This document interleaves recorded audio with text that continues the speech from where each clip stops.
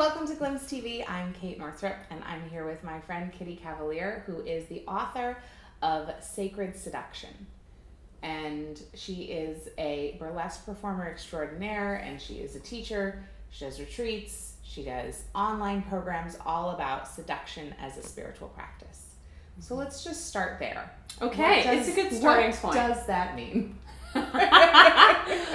Well, seduction as a spiritual practice, I think it's kind of impossible to define what sacred seduction, which is what I teach, is without first looking at how we traditionally define seduction. Mm-hmm. So how do you define seduction? What does seduction mean to you? To me, it would have to do with in a pleasurable way, in a way that's pleasurable for you and another person, mm-hmm.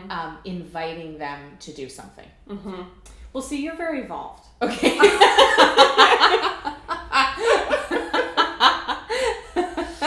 So you're exactly right. Okay. So you're a natural. You're doing it already. Because seduction, we hear this word. Right. And it's this... I guess it's like trying to get somebody to have sex with you. Right, Would exactly. be the more traditional. Exactly, yeah.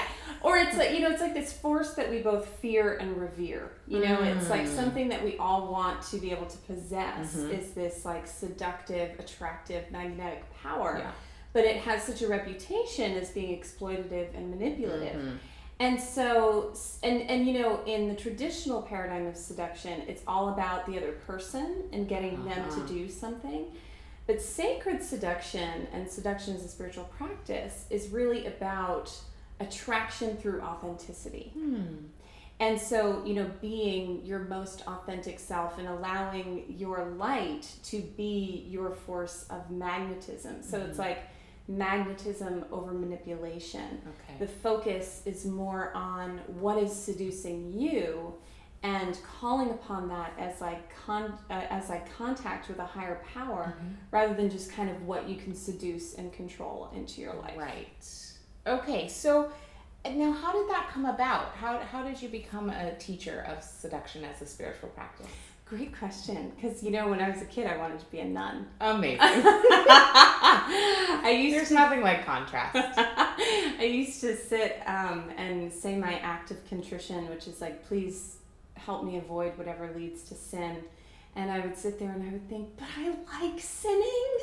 I'll die if I can't sin. It's perfect little Catholic girl. Oh my God. So, I grew up really Catholic and, in that traditional kind of withheld, insecure mm-hmm. kind of experience that then translated into, it's like when I had no outlet or appreciation for that enthusiasm, it was there's the part of me that would set up the blanket on the lawn and I would have grape juice and Ritz crackers, but they would be champagne and caviar, and I would be the arms of my beloved, which was a 3-foot tall doll, And I was so ashamed of that, uh-huh.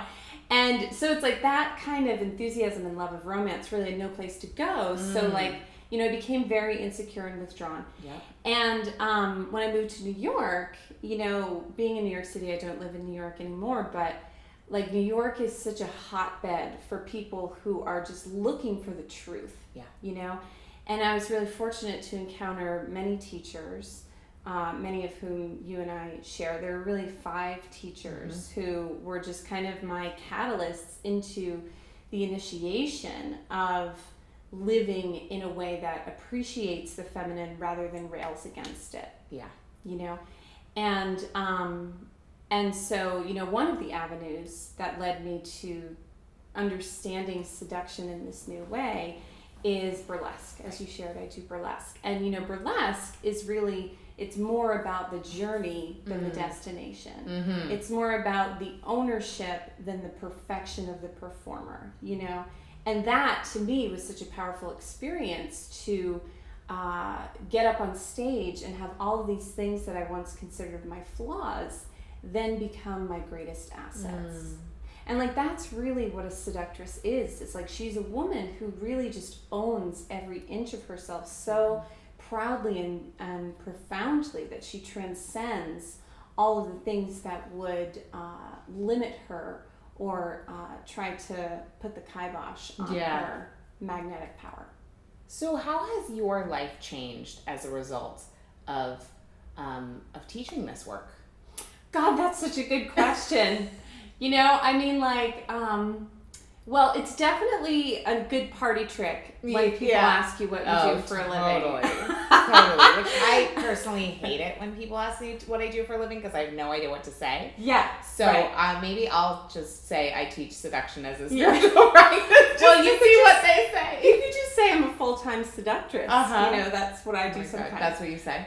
I say I teach seduction as a spiritual practice. And, then there's the, shock and then the, either pull back or pull forward. Right, exactly. And then Yeah, exactly. Right. Exactly. So, how my life has changed, what's really interesting is I recently moved out of New York, and I moved to the South. I'm on my way to New Orleans, but I'm living with my mom for a couple of months. And, in New York, it's such an ambitious culture. Everyone is so driven. We're all just, kind of trying to become the best at what we do. And, what I've learned in moving outside of New York is that, one of my fears was losing that stimulus and how that would affect me in my seduction practice. And, pretty much would I become a washed up cat lady? Let's just call it what it is. And what's really interesting is that my seduction practice has really only deepened because sacred seduction and being a sacred seductress is really about making life itself the ultimate seduction. So that, when you wake up in the morning and you decide what to have for breakfast, it's not a decision of nutrient content, all those analytical thoughts, but it's what is seducing me? And, I always thought that seduction was ball gowns and perfume and all of those external things. And so the experience of doing this as work has just been a continual peeling back to, really the truth, which is that our essence is the most seductive thing about us. And so it's not necessarily about relationships. Correct. But it's not about relationships. Correct. Right? Yeah. So where's the, if I'm, single, not interested in dating, where does seduction come into my life? If you're single and not interested, well, I don't really know, that's not such a great example. I don't know that many single people who aren't interested in dating. But let's pretend I live on a mountainside by myself. Yeah. And I'm a hermit. Yeah. How does seduction play into my life? Yeah. So it's a really great question because it's true for all of us. It's if you're in a marriage where you just feel the spark has gone out, or when you feel seduction is the farthest thing from you, how do you bring it back? Exactly. And to me, romance is the ultimate alchemist. When you add the ingredient of romance and seduction into something a Sunday drive suddenly becomes holding hands with your beloved and Glenn Miller playing on the radio under the cherry blossoms, Yeah. It's it brings this level of enjoyment and magic into life. So if you're living on a mountainside as a hermit, you are experiencing the greatest seduction, the mistress of seduction, Mère Nature, all the time. That's Mother Nature. Oh, because I don't speak French. Neither do I, but I know that one word and I can sing 2 songs in French. Nice. Nature, I recently bought my own rose bush. Oh, wow. Because I don't have a green thumb whatsoever, and I've never really cared about gardening, but since I moved to the South, I'm into it. So, I bought this rose bush, and if you've ever watched a rose grow, you are watching seduction in action. The way in which the light of the sun seduces the bloom to open, that's what seduction is. And that's the way in which seduction can then infiltrate every corner of our lives and really tap us into this inner seduction that I believe is a very sacred spiritual power that brings a lot of magic back into our lives. Wow, I love that. So it's kind of about savoring, it's about magic, it's about infusing the moment with romance, and it's about really listening to what is seducing us. So it's kind of, I have to tell you, being pregnant, it's so much more clear, you know, when I go to make breakfast, it's like very clear what my body wants. Right. Which has never been the case before. It's always been like what would be the most nutritious option. Right. Right. So it really is, I'm feeling that so much. Like what is seducing me right now? And sometimes it's like, you know, steel cut oats, and sometimes it's a smoothie, and sometimes it's like a bagel or whatever. Mm-hmm. But it's just so much more clear, whereas before it was a whole other thing. So is that the same thing as the feminine, or what for you? Like what's the relationship between seduction and the feminine? Well, you know, I think absolutely. Like, you know, to me, seductive energy is the yin to the yang. Yeah. You know, and what you described is such a perfect example, because like, you know, I was talking to my trainer and telling him what I do for a living, and then he could look me in the eye for the rest of the session. So I was like trying to explain it to him, and I was like, well, like, what did you have for breakfast this morning? He was like, egg white omelet. And I was like, great, so that's what seduced you. And he was like, well, no, if I had what seduced me, I would have had blueberry pancakes.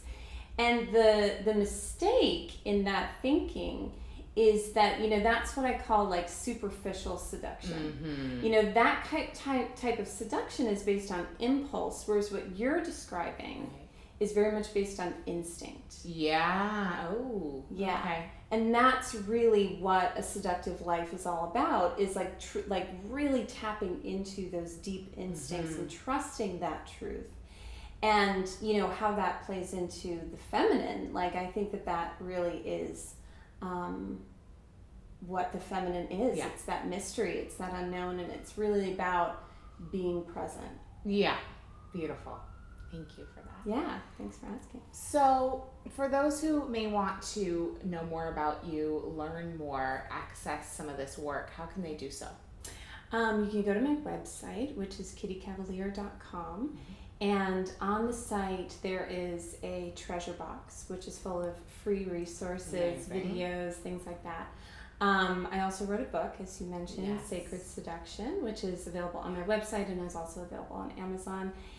And because I wouldn't be a very good seductress if I didn't come with some tempting offer, I made a special sweet talk, which is a 20-minute audio recording about how to bring seduction into your life instantly, just for GlimpseTVers. Amazing. So where can they get that? So they can get that at Kitty Cavalier /GlimpseTV, all one word. Amazing. Amazing. Yeah. Thank you so much. Thank you so much. Thank you for what you're up to. Aww.